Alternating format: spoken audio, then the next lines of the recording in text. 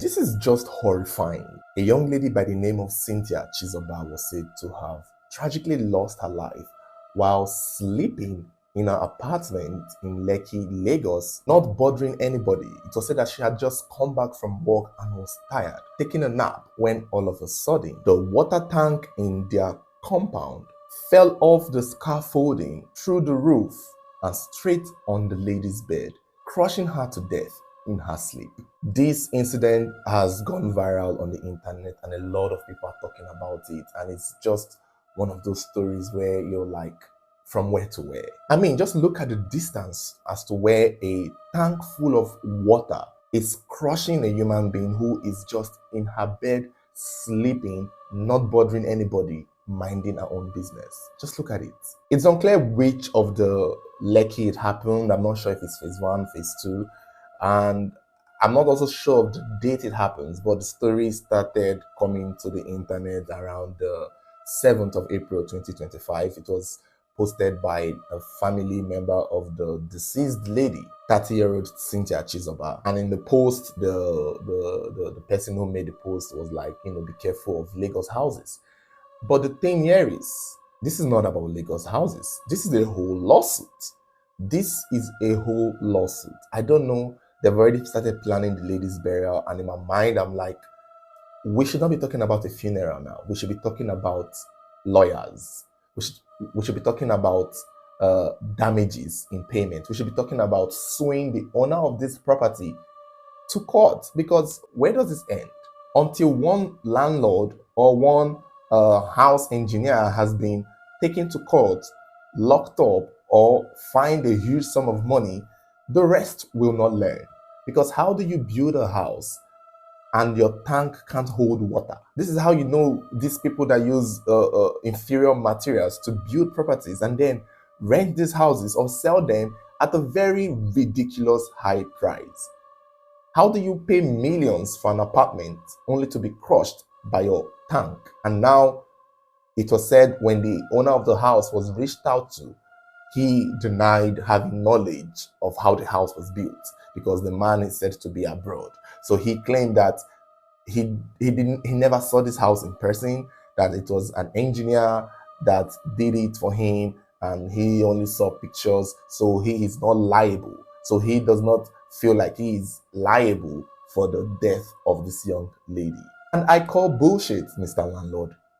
Whether or not you're in Antarctica or you are at another planet, this is your property. This is your house. You are getting rent and residuals from this property. So you are liable for the death of this young woman. Unless you can provide the site engineer, unless you can provide somebody else who constructed this, the person who made the tank, the person who you gave money to build this house, both of you need to go to court and defend yourself. Don't defend yourself on the internet. Anybody asked you to post something on your Facebook, come back to the country and come face the law. Or better still, pay. Because at the bottom line, obviously, it's not a criminal situation. It's not a murder case. They didn't target to kill her.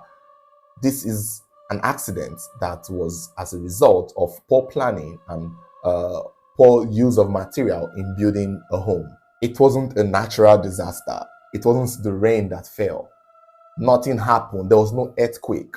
It's not the village people. It's not the devil. The materials were weak and it lost its balance and crushed your tenant. So it's your fault. This is the landlord's fault. This is the owner of the property's fault. And yes, you may not get to go to jail for the death, but you owe this lady and her entire family huge sum of money. I'm calling 100 million naira here. Some people will call me, but this is a lawsuit. This is a whole lawsuit waiting to wreck somebody. And I feel like the man, if he's abroad, he knows the consequences. He knows what the implication of this is. And that is why he's quickly trying to disassociate himself from it, trying to blame it on a site engineer that most likely has run away, or would most likely point fingers back at him and be like, oh, this is the money you gave me. This is what I was able to afford to build this house with the money you gave me. Houses in Lagos and these tenants who build homes and build houses, these real estate people, they are very, very dangerous people, because Sometimes you just look at a house from outside, it's so fine, and then you go inside and it's like everything is wrong. Everything is wrong with the house on the inside. It's like a small cage, it's like a box. Everything is tight. Why is the tank so close to the building anyway? This is sickening and honestly ridiculous.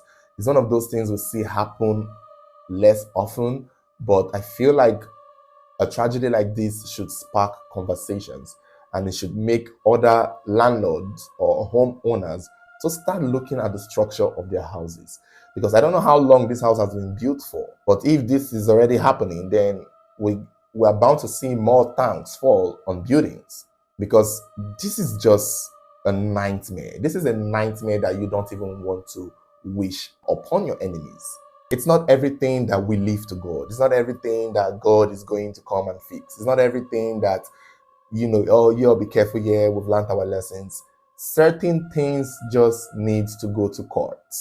Certain things just needs to be fought out in the court of law. This is where we need the justice system to show itself, because it's just ridiculous at this point.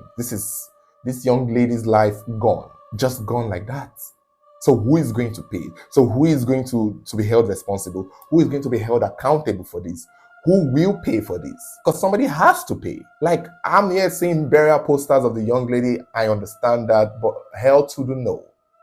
To the no, because we have to go to court first. The landlord and his bowed head, wherever he is, in whatever country on this planet, would have to show up, whether virtually or anyhowly, because somebody needs to pay for this. The country is difficult enough. Like, Nigeria is prison as it is now.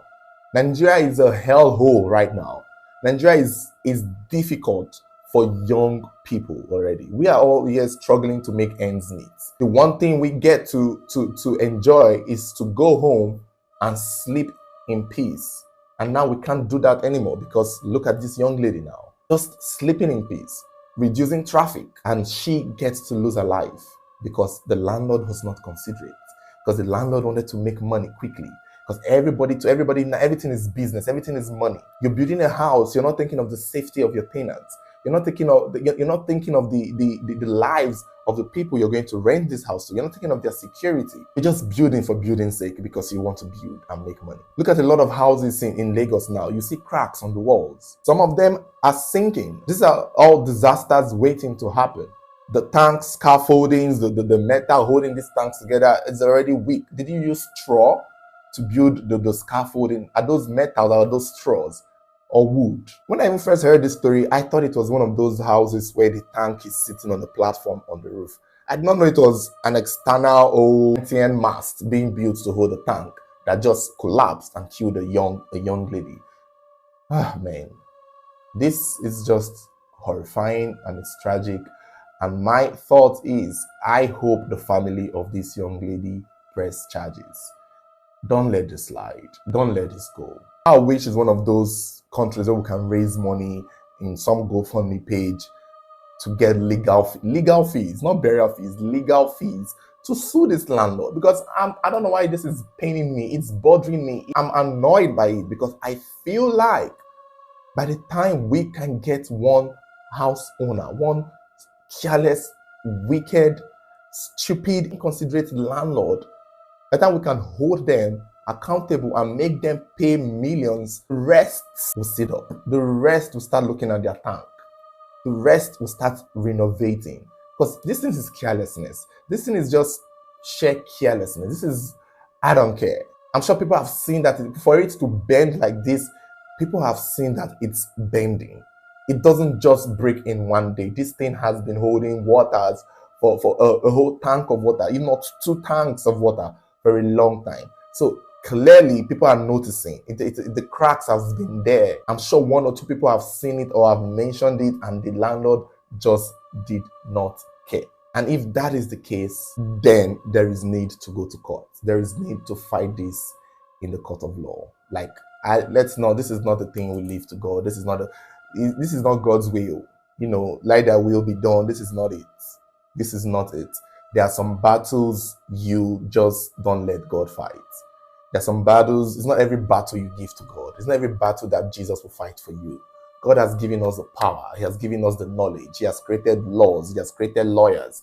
He has given us this thing that can help us fight for ourselves. So it's not everything we got to give. Let God do it.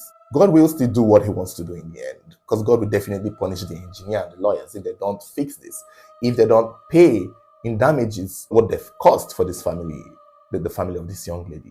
Certain things you go to court for, and that is how people learn. That is how builders and corporations and companies learn, because nobody wants to get sued. Nobody wants to lose money for their carelessness. But once we let this landlord get away with it, the rest will sit down in their house and be like, well, all I have to do is say I'm abroad.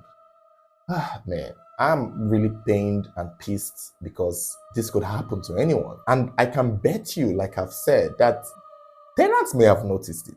That is what I feel. I feel strongly that somebody had seen that this tank is chirinkwan, agamasho repairer. It's giving like it wants to fall. I'm sure they've seen the signs and they may have most likely brought it up to the caretaker.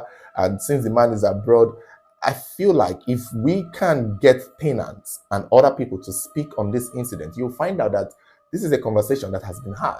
And if that is the case, then this is not something the family should just let go like that. It's not.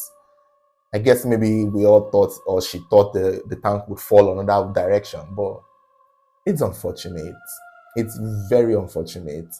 Even if the young lady did not even die or she was not in the house, it still would have warranted a lawsuit. Talk more of when a life has been lost. I am really pained by this story, honestly. This is a very painful story, a very annoying one. She was just sleeping, minding her own business, tired from work, and this happens. And now nobody wants to pay. You have got to be kidding me, Mr. Landlord. You will pay. If you are watching this video, sir, better pay. If you know the landlord, send it to him. Pay. Pay up. Get the millions. Lose money. Reach out to the family and pay. That is the least you can do. That is the least you can do. Someone will pay. She is most likely taking care of her parents. She's most likely sending money back home. She's most likely the breadwinner of her family. She may even have kids or children. So pay up. And I hope the family of this young lady don't let it slide. Don't let it slide. But again, I mean, it's Nigeria. We really don't like problems like that. So I won't be surprised if they just leave it to God. But it's fucked up. You shouldn't. Certain things you go to court for. It's just how I feel. But you guys let me know your thoughts. Let me know what you think. Thank you.